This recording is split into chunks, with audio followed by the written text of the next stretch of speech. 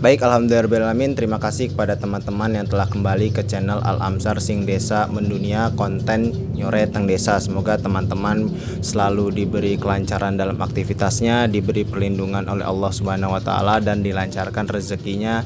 Amin amin ya robbal alamin. Kali ini spesial Nyore Teng Desa, kami kedatangan tamu ya dari, saya juga belum kenalan sebenarnya ya, tapi nanti kita langsung kenalan saja di video ini. Ada dengan Ibu siapa Bu? Ibu Samirah Dan Ibu Nenti. Ibu Nenti ya. Assalamualaikum Ibu. Waalaikumsalam warahmatullahi wabarakatuh. Terima kasih sudah mau berkolaborasi dengan sama-sama. channel Al Amsar Sing Desa Mendunia. Baik, di sini saya Nanta hanya bertugas untuk mengawali saja. Selanjutnya akan kami serahkan ke Ibu untuk bertanya seputar apapun yang Ibu ingin tanyakan ke Mas Ustadz, Bu. Mangga dipersilakan Ibu. Assalamualaikum warahmatullahi wabarakatuh. Waalaikumsalam warahmatullahi wabarakatuh. Saya mewakili dari Majelis Taklim Jamiah Al Istiqomah dari Persada 1 RT 03 RW 01. Alhamdulillah grup Jamiah Al Istiqomah saya buka sama Ibu Nenti dan maksudnya ponakan saya sendiri.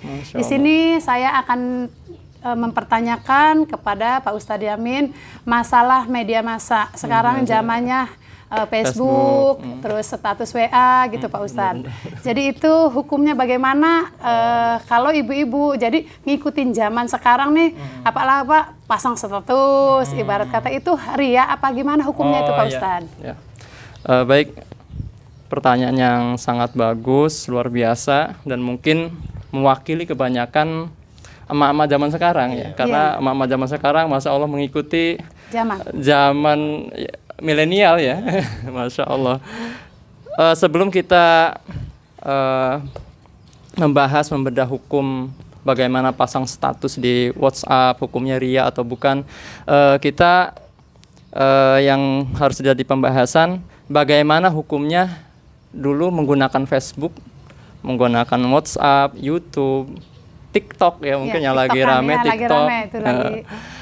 Pada dasarnya yang namanya Facebook, WhatsApp, Twitter, YouTube, TikTok dan seterusnya itu adalah media. Media dalam bahasa Arab itu wasilah, perantara ya, perantara.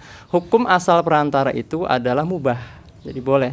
Nah, tapi hukum tersebut bisa berubah-ubah tergantung yang memakai. Seperti contoh ya, kalau kita ngiris bawang pakai pisau, itu hukumnya mubah.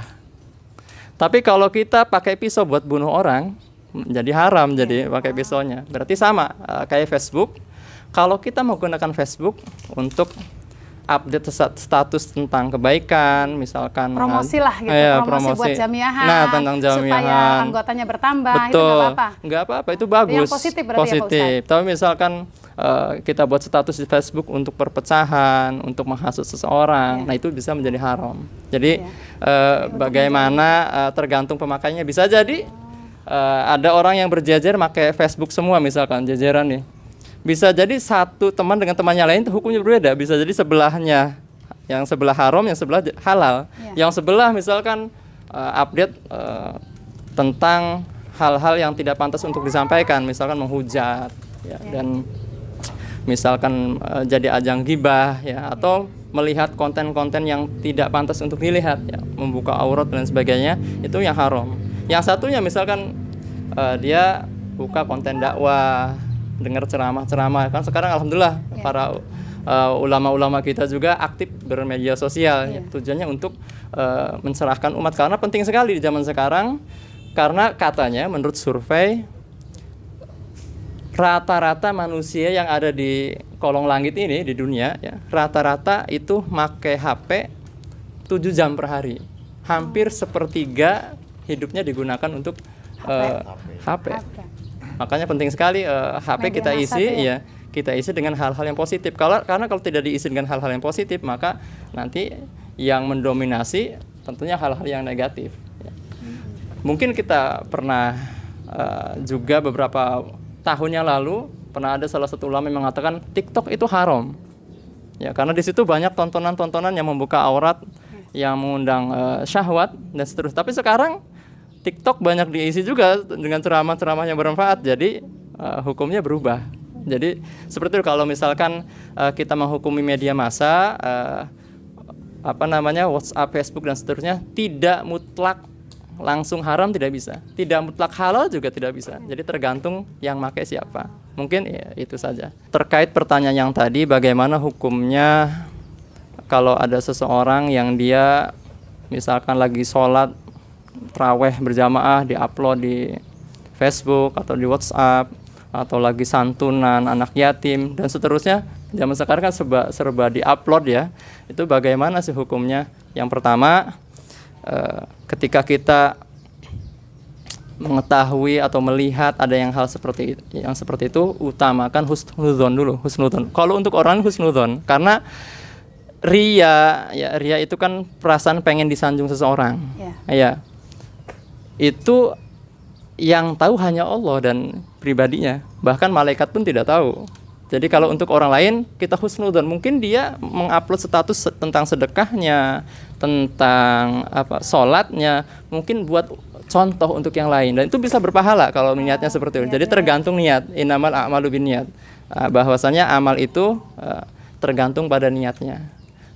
Karena yang namanya riya itu kata Nabi kita Muhammad SAW, akhfa min dabi binamlati soda, lebih lembut daripada langkah kaki semut hitam.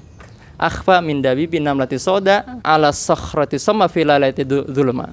Akhfa min dabi binamlati soda ala sakhrati sama fi lailati zulma. Bahwasanya ria itu lebih lembut daripada langkah kaki semut hitam yang berjalan di kegelapan malam di atas batu hitam. Kalau kita ngelihat semut hitam pada malam hari, ya kelihatan nggak? Enggak. Ya, kadang-kadang kita siang aja nggak kelihatan kadang-kadang ya, karena semut itu ukurannya kecil sekali. Ini sudah semutnya hitam, yang kelihatan bukan semutnya lagi, langkahnya, berarti kakinya lebih kecil lagi. Langkah kaki semut hitam yang berjalan di kegelapan malam di atas batu hitam. Mending kalau berjalannya di atas batu putih misalkan, mungkin akan kelihatan. Ini berjalan di atas batu hitam di kegelapan malam bisa. Berarti ria itu sesuatu yang sulit. Bahkan ada riwayat malaikat pun tidak tahu kalau seseorang tersebut beramal ria. Akhirnya amalan kebaikan tersebut, amalan orang tersebut ya, yang berbuat kebaikan tapi pengen dipuji orang, malaikat nggak tahu dibawa amalannya sampai ke langit ketujuh ya. Dan kata Allah, pukulkan amalan ini ke wajahnya, karena orang ini berbuat tidak ikhlas karena Allah. Jadi ya, itu kalau untuk orang lain. Kalau untuk diri sendiri, ya usahakan ya ketika kita beramal itu ikhlas. Tapi yang namanya ikhlas itu berproses, tidak langsung ujuk-ujuk langsung ikhlas ya. Nah, mungkin juga ada pertanyaan, bagaimana hukumnya? Misalkan kita pengen berbuat kebaikan, saya mau sedekah 500 juta misalkan, tapi takut nanti dibilang ria kalau diumumkan. Lanjut saja, sedekah saja. Jangan kita itu godaan setan sebenarnya. Karena tarkul amali li ajrin nas itu juga ria, meninggalkan amal baik ya karena manusia itu juga ria, sama aja. Jadi misalkan saya nggak mau sedekah nanti takut dibilang orang baik. Saya nggak mau pakai kerudung yang rapat lah, takut dikira ya nanti bunyai misalkan. Itu salah kaprah. Bahkan itu yang namanya ria itu sendiri ya. Kalau pengen tidak ria, lanjutkan. Jadi orang-orang zaman dulu, para ulama, auliya wassalihin, orang-orang soleh zaman dahulu itu beramal saja ya. Nanti juga akan menemui yang namanya ikhlas, karena ikhlas itu berproses. Tidak sehari dua hari berjalan, tidak berjalan. Jadi begitu hukum. Jadi ketika kita melihat ada orang lain yang mengupdate status sedekahnya, terus ibadahnya, mangga saja kita husnudzon kepada Allah ya, karena bisa jadi ya ada juga orang yang tersentuh hatinya ketika melihat uploadan. Allah banyak sih Mas, alhamdulillah dari santunan dari majelis itu bertambah banyak. Teman saya alhamdulillah sudah bisa sedekah, mudah-mudahan saya juga bisa sedekah. Jadi terketuk hatinya. Tapi kalau untuk kita diusahakan kita itu istilahnya suudon kepada diri nggak apa-apa. Wah, saya ini belum ikhlas nih, gitu, nggak apa-apa. Sehingga kita akhirnya ada usaha untuk memperbaiki diri. Oh, kemarin saya belum ikhlas, pokoknya saya harus ikhlas besok. Kemarin saya sedekah 10.000 karena pengen dipuji orang, sekarang saya mau sedekah 100.000 karena dan nggak pengen dipuji orang.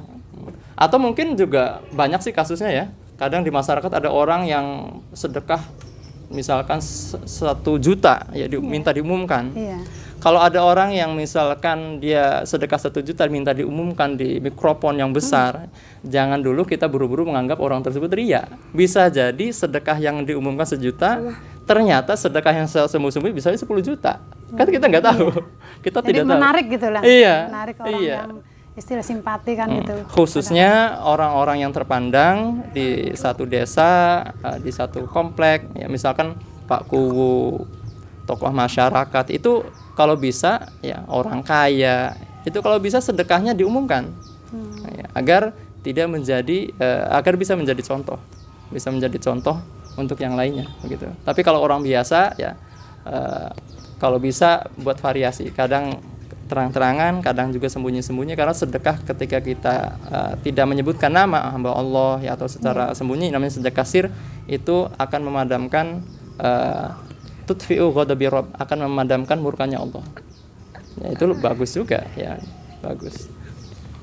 Itu isi Mas Hanta kira-kira. Gimana, ada pertanyaan selanjutnya?